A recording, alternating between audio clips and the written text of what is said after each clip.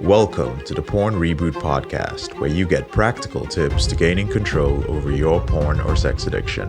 We help ambitious men end their out-of-control sexual behavior with pornography, sex, and masturbation so that you can maximize your life, perform at your potential, and remain in control in the driver's seat, which is where you have to be in order to gain or maintain the success you want in life. I'm your host, J.K. Emezi, certified sex and porn addiction recovery coach. Welcome to the episode. Today we're going to talk about tracking your sexual urges. I want to preface this by saying that I'm not the best at tracking. I would go as far as to say that I suck at tracking. This is because I did not know how to track. I did not know what to look for. So, in many areas of my life in the early days, and to an extent in some areas of my life today, to be honest, I loved complicated trackers. I would download Excel sheets, I would create sheets, I would buy diaries and physical planners and all sorts of things. But I often found that at the end of the day, it was going back to like a yellow legal pad that always worked best for me, and Post-it notes. That's why in the group we have something called Post-it Monday, which was where I would just, on a Post-it note, I would just write my goals or write my to-do list or all the things I was going to do for the week. And I'd stick it in my car or stick it in the fridge or stick it on a mirror, and I would just draw a line through it. So I preferred simple tracking. Now, I know there's some of you guys who love complicated tracking and do very well with it. We have lots of guys in our programs who have created some amazing spreadsheets. I think it depends on your personality as well. But today we're going to be talking about tracking something that is a little bit more subtle and something that we're very reactive to. We react to certain things, and these things set us down the path to engaging in behavior which we regret. Now, your compulsive sexual behavior is not random. Despite how random it may seem to you, especially in the early stages, you might say, I just felt an urge, or I just felt tired, or I didn't feel anything. I just wanted to engage in the behavior. That never, ever happens. That's just your perception. In almost all cases, your slip or relapse, and your urge in particular before the slip or relapse, is preceded by some negative emotion. Yes, even if you are elated, even if you experienced a big win in your life and you came back home and you said, I deserve to celebrate because I am on a high. When you learn how to track your urges, you will become aware that there was a negative emotion that preceded that as well. You had this high of elation, this dopamine high, and it was dropping. And you may have told yourself that you deserve to celebrate more, or that this high, you worked so hard towards this goal, you've accomplished it, it feels good, but you are a little disappointed that you worked so hard for so long, but the celebration is so short in your head. Like, man, that's all it is. And then you tell yourself, I should celebrate more. I should enjoy this more. That would be the negative emotion. Now, it is important as you go through your reboot to notice and monitor your feelings and your behavior. In the Porn Reboot program, we use something called a masturbation checklist. Now, it's a sheet that is designed to help you keep track of your urges, your emotions, your boundaries, your self-care, your relationships, and so on, prior to a slip to masturbation. But for the purposes of this episode, I'm going to talk about an urge tracker, which is basically a written record of your urge to act out. It's that simple. Before you create your own urge tracker, it's important to understand that you have specific triggers. Your triggers could be certain people in your life. It could be places. It could be an emotion like anxiety. It could be loneliness. It could be an urge for intimacy. You have to learn how to identify your specific triggers. Now, we're going to start by you designing your urge tracker, and it's very simple. It's a piece of paper that has several columns. But if you're going to do this, I recommend just pausing this recording, getting yourself a piece of paper or if you're really good with apps or tech, you can do it on that. But put out, let's see, 1, 2, 3, 4, 5, 6, 7, 8. Let's do nine columns.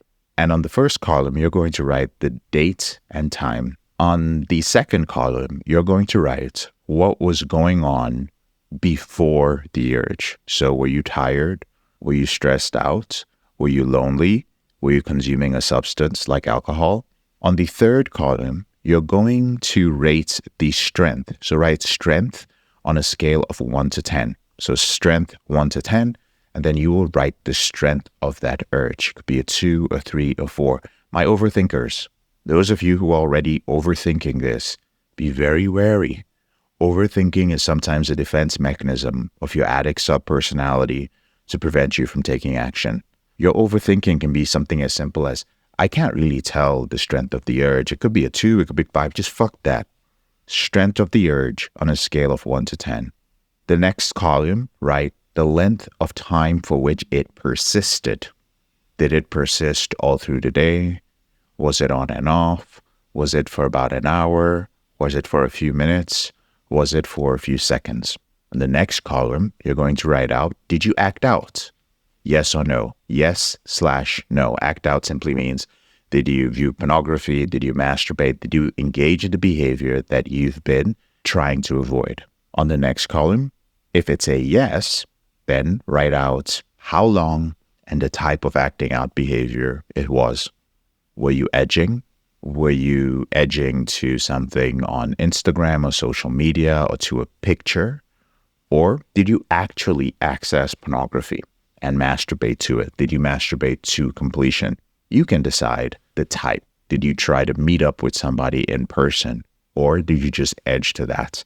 Did you go to a massage parlor and actually go all the way through to completion? Or did you go and decide not to go through completion? What did you do? On the next column, you're going to write how you felt after. So did you experience shame or did you experience some sort of regret after that? What was the emotion? Or did you feel no remorse? That might happen as well. On the next column, and let's take a step back with the no remorse thing. You may have felt numb and you may have not felt any remorse. Don't interpret this as anything. All we're doing when you're using your urge tracker is just simply tracking it. Remember, I've always said that slips are data. It is from the data that we will be able to help and support you. It is from the data that you will be able to become an expert at yourself and understand your patterns. The problem is you sabotage yourself so much so you never get the opportunity to gather enough data. And counting days is not data. On the next column, write out the alternate behavior or the alternative behavior that you could have engaged in. You must write this out. And there you have it. You have your own urge tracker. Now you can design it, you can make it fancy, but this is one of the simplest things that you can have on hand that you can use every time you experience an urge. I want you to understand I want you to understand that the urge itself is not important. You might have tricked yourself into thinking that the urge is based on something so much deeper. I hear men saying, I need to understand why this behavior is in my life. Why is this urge so strong? You're only thinking of the why. You're only focusing on the urge because you don't have the data, because you don't know what to do about it. You don't know how to stop it. You've lived with it so long that you just wish it would disappear. You're only focusing on the negatives of the urge. I'm here to tell you it's not important. What's important is the data. It is understanding the data and taking action on that that's going to set you free. What is actually important is the circumstances which create the urge. That's what you get from the data. It is not some crazy, root cause issue that's rooted in your childhood. No, it isn't. Now, when you identify the context of your urge, you're going to be able to generate an alternative path. It might be a coping strategy you would use.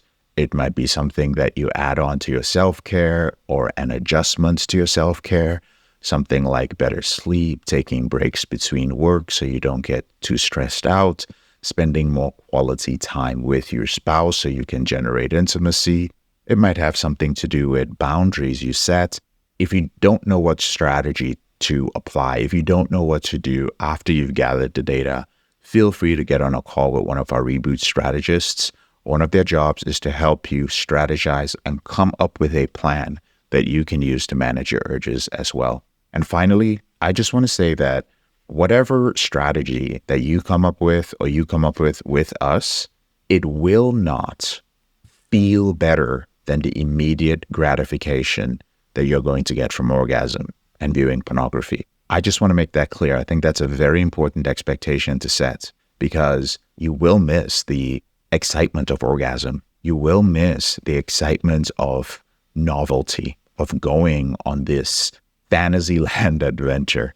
And sometimes the coping strategy might be, it's okay. It's okay. And that's what you've got to get used to. You've got to get used to that temporary feeling of, man, this is black and white. This is work. But understand that it's not a bad price to pay. It just takes a couple of months of doing this. It's not, and again, I'm being realistic, guys. It takes a couple of months, not just to gather the data, but actually to pay attention to the data. Sometimes you gather data, you become aware, and your behavior stops for a while, and you're good to go. Don't throw away your urge tracker. Something might happen a few weeks later or 2 or 3 months later. Pick up the urge tracker and continue. Put the date, put the time, track it. And over time, over a couple of months, even over a year, you will come to understand yourself better than anyone else. You will become an expert at yourself. And that's when your life starts changing. So again, not a bad price to pay, not a heavy price to pay for a behavior that you've been stuck on for years and years and years. I'm JK, your brother in this struggle. Thank you so much for listening to this episode of the Porn Reboot podcast. I'll speak to you later on in the week. If you found this episode helpful, here are 4 ways I can help you with your out-of-control sexual behavior for free. The first way is to grab a free copy of my book, Confessions of a Porn Addict, 7 Secrets of Porn-Free Men at elevatedrecovery.org, or visit the link in the description below this episode. The second way is, if you're not sure where to start, but you'd like to learn more about my team and I, if you'd like to spend time with like-minded professionals and business owners who are controlling their behavior, then join our free and confidential group, the Porn Reboot group on Facebook. There's a link to join in the description below this episode.